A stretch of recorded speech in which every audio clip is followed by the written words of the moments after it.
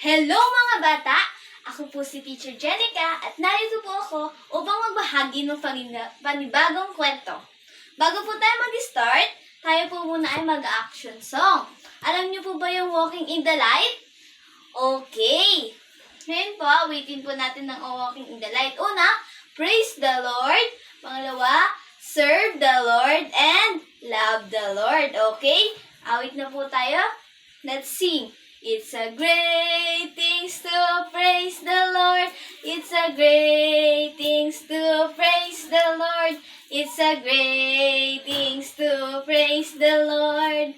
Walking in the light of God. Walk, walk, walk, walk, walk in the light. Walk, walk, walk, walk in the light. Walk, walk, walk, walk in the light. Walking in the light of God. Serve. It's a great things to serve the Lord. It's a great things to serve the Lord. It's a great things to serve the Lord. Walking in the light of God. Walk, harap. Walk, walk, walk, walk in the light. Walk, walk, walk, walk in the light. Walk, walk, walk, walk in the light. Walking in the light of God. Love, it's a great things to love the Lord. It's a great things to love the Lord. It's a great things to love the Lord. Walking in the light of God. Walk, walk, walk, walk, walk in the light. Walk, walk, walk, walk in the light. Walk, walk, walk, walk in the light. Walking in the light of God. Okay, magpipray po muna tayo. Paano po mag-pray? 1, pagditin po yung kamay. 2, yuko. 3, pikit at walang makikipag-usap sa katabi. Wala na pong nakadilat. Let's pray, Panginoon. Salamat po sa umagang ito na kami po ay makakapakinig ng panibagong kwento.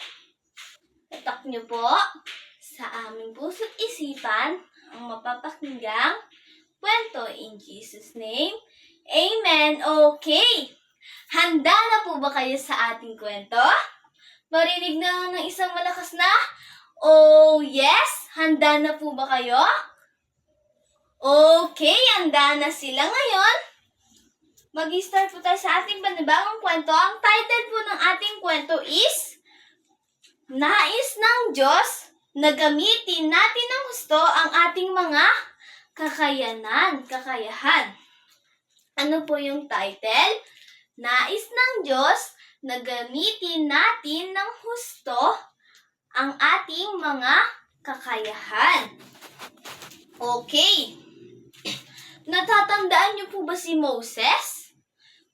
Si Moses, yun yung po yung, di ba siya yung inutusan ng Diyos na hatiin yung dagat. Ngayon, inutusan po ulit siya ng Panginoon na gumawa ng isang tolda. Ano po yung gagawin niya? Tolda.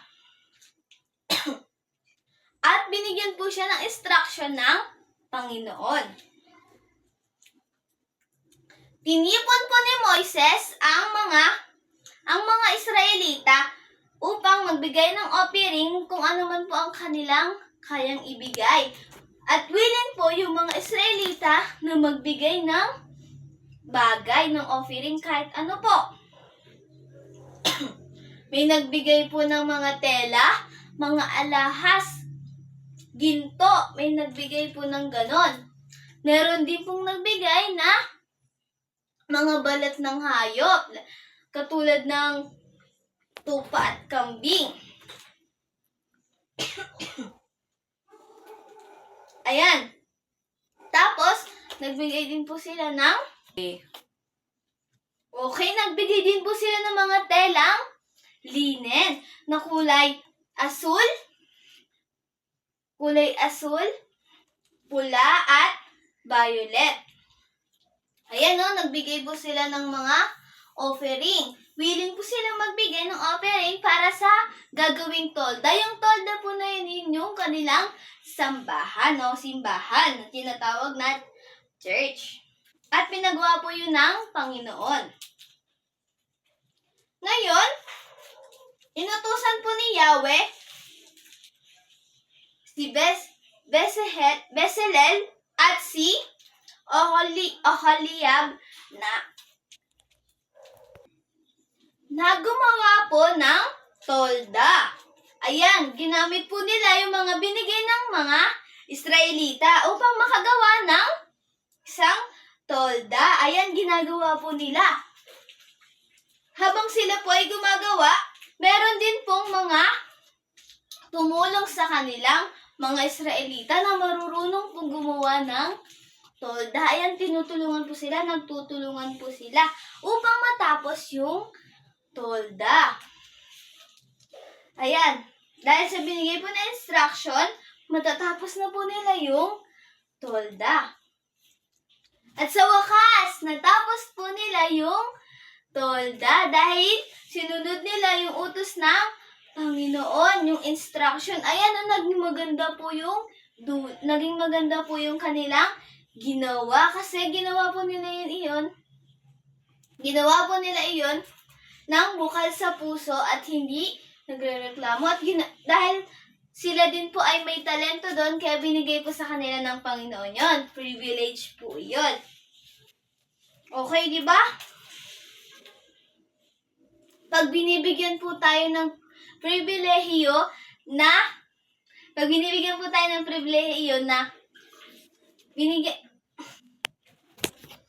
privilege na talento.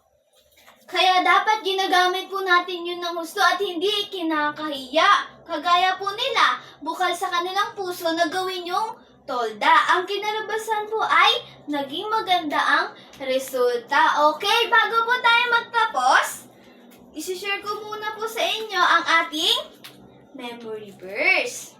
Ang ating pong memory verse is Exodus 35:35.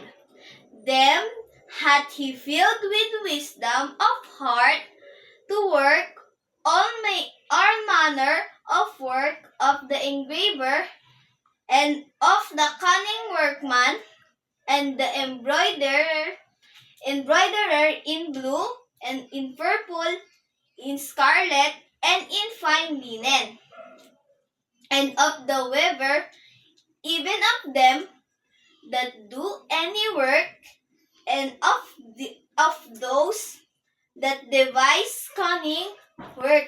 Ang sinasabi po sa memory verse po na ito, na kung bibigyan po tayo ng talento ng Panginoon, dapat gamitin po natin ng husdo.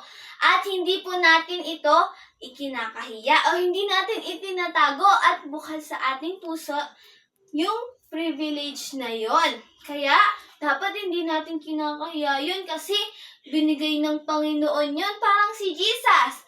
Diba, pag nasa puso na natin na siya, dapat hindi natin siya kinakahiya. Bagkus, dapat ay pinapalaganap po natin ang tungkol sa Panginoon. Kaya dapat hindi tayo nahihiya.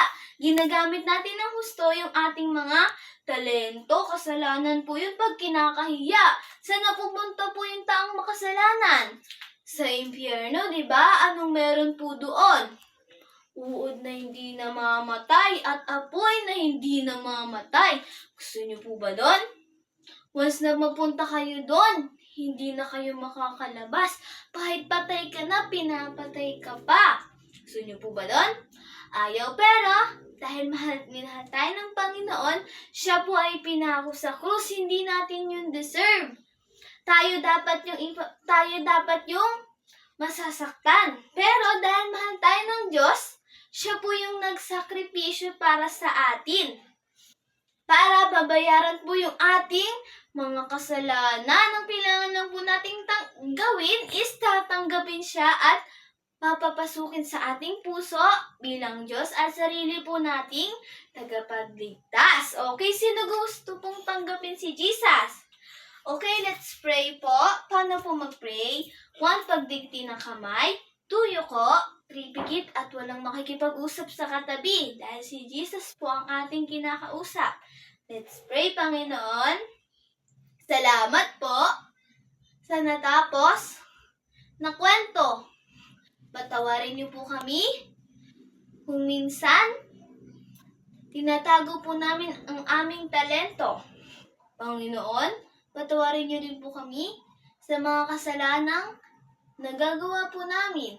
Pinapapasok po namin kayo sa aming puso bilang Diyos at sariling tagapagligtas. Maraming salamat po. Mahal po namin kayo. Sa pangalan ni Jesus. Amen. Okay. Saan natin po siya tinanggap? Sa puso, hindi sa nguso. Okay? At dito po nagtatapos ang ating kwento muli. Ako po si Teacher Jenica. Hanggang sa muli. Paalam!